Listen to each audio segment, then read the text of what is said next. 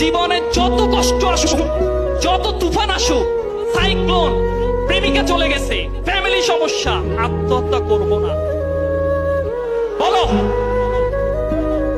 এখানে যারা আছো, তোমার যদি কোনোদিন মনে হয় যে আমার জীবনটা শেষ, আমি আর রাখতে চাই না, সেদিন আত্মহত্যা করার আগে আমাকে ফোন দিবা যে ভাইয়া শেষবার আপনার সাথে কথা বলে এক কাপ চা খেয়ে আত্মহত্যা করতে চাই। কে দিবা?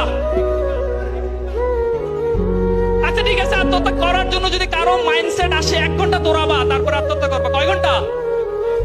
1 ঘন্টা দৌড়াতে পারলে আত্মহত্যার ভূত মাথা থেকে চলে যাবে।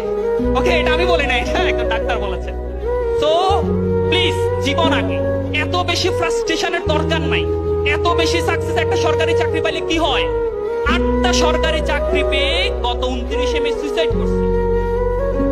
8টা। কয়টা চাকরি? তা আমরা যারা মনে করি যে সরকারি চাকরি পাইলে আমি সফল, সাকসেস, সফলতা কিন্তু এসব জায়গায় না, আসলে চাকরিতে না। কিন্তু বুঝতে পেরেছি, সফলতার সংজ্ঞাটা নিজের জন্য চেঞ্জ করে ফেলতে হবে। ওকে, পারবো ইনশাআল্লাহ। ওকে, সো আমরা কলোনেল স্যান্ডার্স যদি 67 ইয়ার্স শুরু করে যদি পৃথিবীর 2nd লার্জেস্ট চেইন ফ্র্যাঞ্চাইজি করতে পারে, তাহলে আমরা কেন একটা চাকরি পাবো না? আমরা কেন একজন ভালো উদ্যোক্তা হতে পারবো না?